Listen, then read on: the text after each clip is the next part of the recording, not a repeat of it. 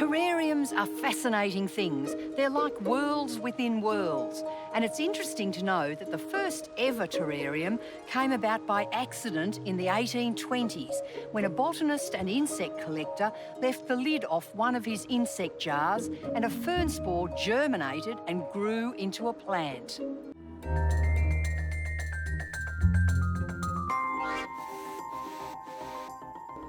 But there's certainly nothing accidental about these terrariums. They've been deliberately planted using Indigenous plants of the sandbelt areas of Melbourne. And I love them, and I'm really looking forward to getting a lesson from a bona fide expert. So this is Osterostypa stipoides, the coastal speargrass. Oh, yes. Nice little plant, isn't it? Look how healthy that is. Yeah, yeah. It It gets a nice kind of bronze colour as well. Meet that expert, horticulturalist and terrarium master builder, Patrick Honan. He derives his inspiration from the plants grown here at the St Kilda Indigenous Nursery Co-op, or SKINC as it's known to its friends. Patrick says the nursery's mantra is to propagate and promote Indigenous plant species. And because of this, they created terrarium-making workshops as a way of reaching new people.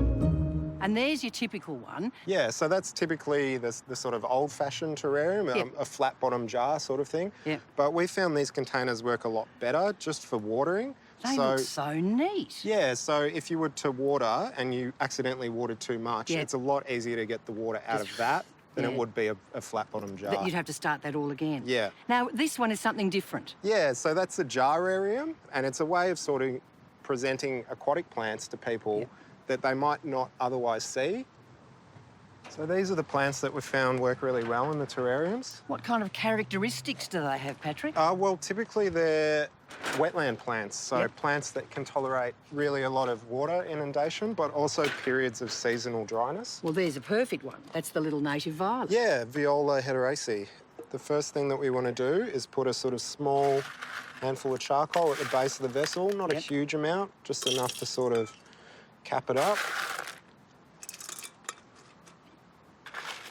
Yeah, so it's just a little layer. Yeah. So now we're going to add the coconut fibre and the perlite. We want to put in about 2 centimetres at the base of the vessel.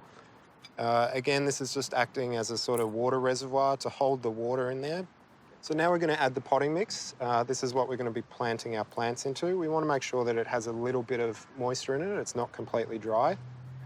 Now's a good time to start thinking about the sort of shaping of your landscape. So if you want to put some height in there, maybe some little hills or mountains or peaks, now it's time to do some planting. And obviously the taller plants go at the back where you built it up. Yep, so again, thinking about that idea of depth, using the taller plants at the back and the ground covers at the front. So this is the Ranunculus papulentus. So we've only got about 4 centimetres of substrate. The good thing about using these sort of swamp wetland plants is a lot of them are suckering and sort of spreading, so they don't mind really just regenerating from a little sucker like that. Right. So we'll put this guy at the back just because he's a little taller. We want to get him in just a little bit anchored. So same thing again with the dichondra, just medium growth one. In a low light condition, it can sort of reach up quite a lot, so we're going to put him sort of in the middle. Yep. And we're just going to bring it down to about 4 or 5 centimetres. This is a really vigorous one, so he won't mind this treatment. He's not screaming too much. No, well, I'm presuming he won't mind. Just backfill it a little bit so the roots are slightly covered up. Yep. That's it. And finally, we've got the Celeria radicans, the pondweed. I'm going to put him just on the side here. A few handfuls of soil just to sort of anchor them in. Might look a little open now, but you have to think about leaving space for the plants to grow. As you do in an ordinary garden situation. Exactly, exactly. you don't overplant. You don't want to overplant, yeah. So what I'm going to do now is use some moss and some rocks. Yep.